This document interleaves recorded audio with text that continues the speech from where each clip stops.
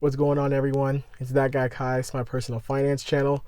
I'm here to talk to my college audience, college subscribers. Today, we're going to be talking about the importance of saving money while you're in college. So, we're going to have three main points we're going to go over. The first one is going to be how easy it is to save and creating saving habits. The second part is going to be the preparation of savings, how it can relieve stress from your daily life. And the third, we're going to be talking about we're going to dip into saving for the future. And we're going to break down a little bit of the numbers on saving for the future and for retirement. All right, so for the first part, we're going to be talking about how easy it is to save and why creating these habits is very beneficial while you're in college. When you're receiving your paycheck, you should be paying yourself first before you pay all of your expenses.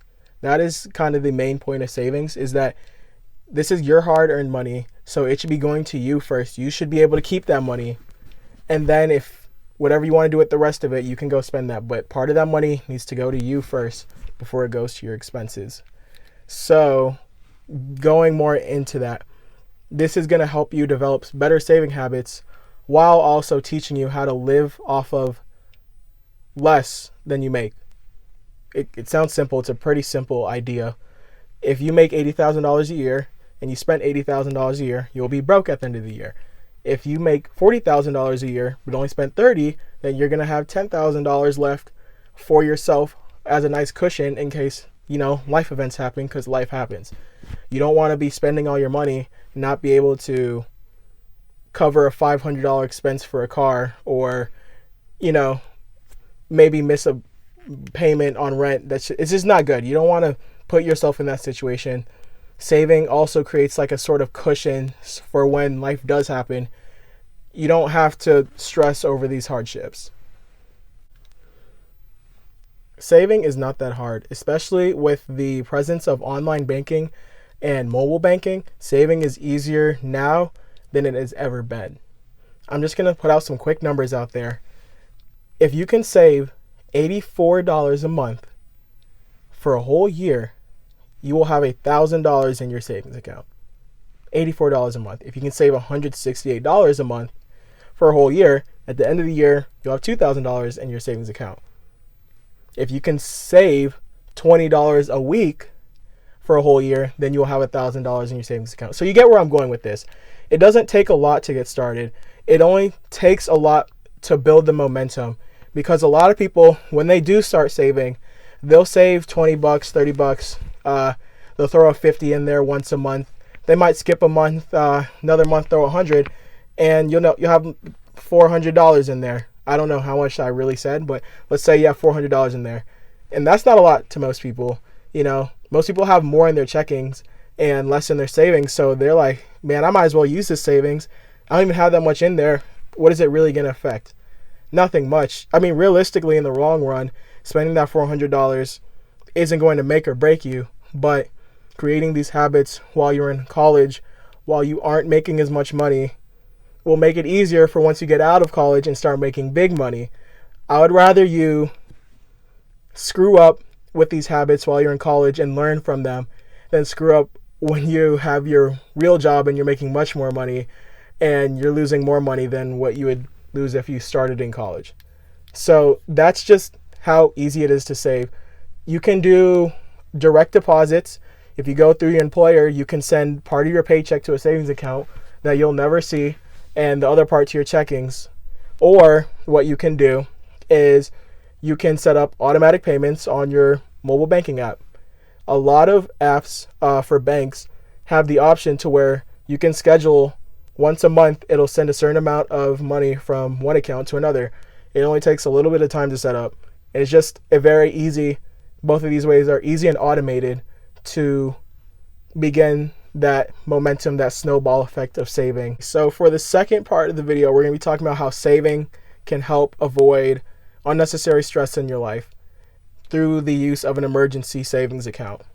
So if you have an emergency savings account, this account is to be used for unexpected expenses such as you getting sick, your car having problems. Look, I'm going to say right now, no car is perfect, so you might as well start preparing now for maintenance for your car and not wait until it happens and start scrambling around. or if you have like, you need some clothes for the winter, or you need a new pair of shoes because you ripped yours, just unexpected expenses for things that you need to get through your life and to survive.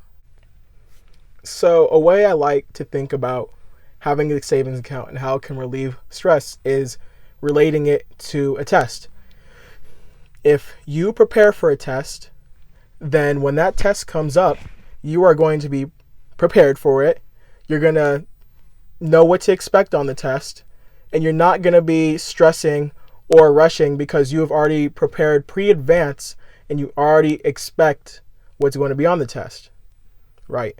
So if you don't prepare for a test, what happens? You end up scrambling around, you get very stressed, you don't know what to expect, and everything is just going to be very rushed, and you're not going to feel good. You're just going to be very stressed, intense, and you're not going to know what to expect, and you're just going to be freaking out.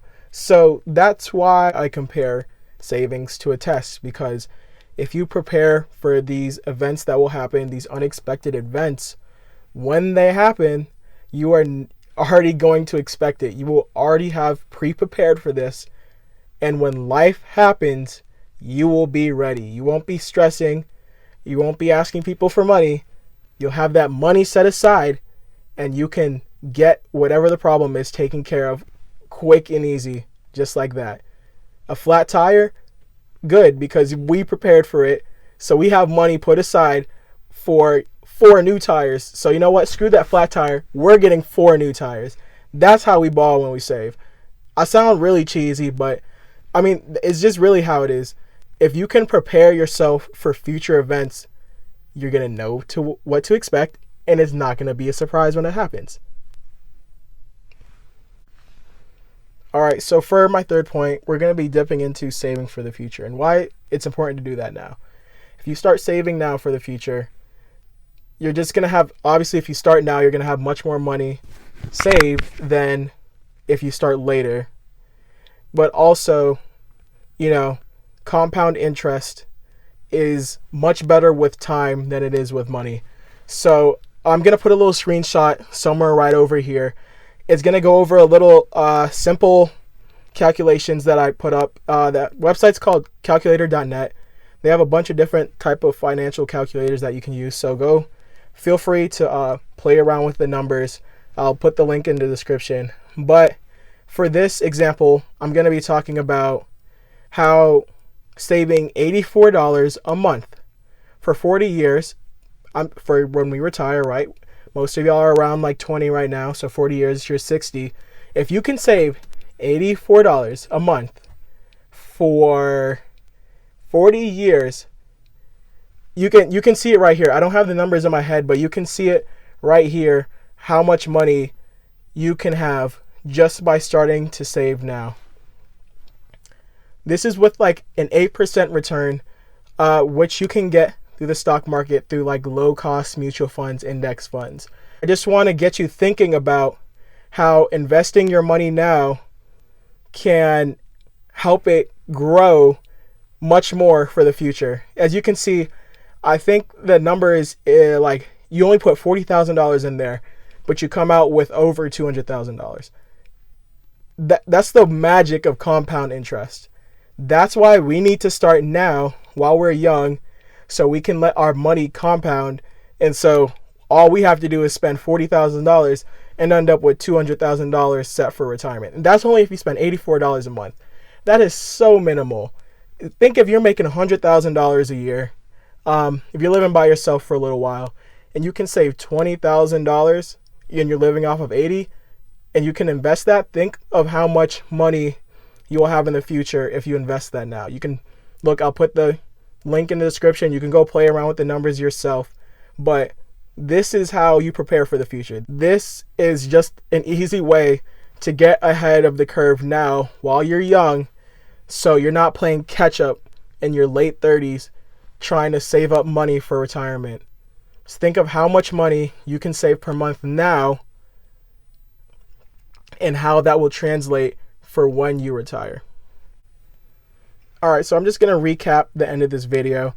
So we went over how easy it is to save, automated savings accounts, automatic deposits.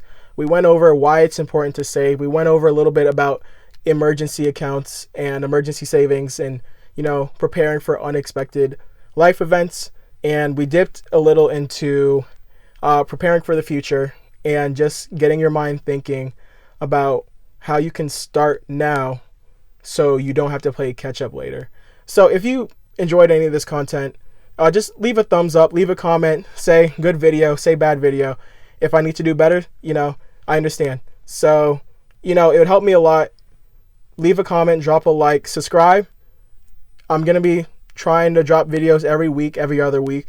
I'm a busy person too, so I'll work around my schedule to get these videos out. My goal is to help college students with budgeting, finance while they're in college, so when they get out to the real world, they're already prepared with the habits that you need to succeed with your money. So I'll catch y'all later, dropping a video next week or the week after, or peace.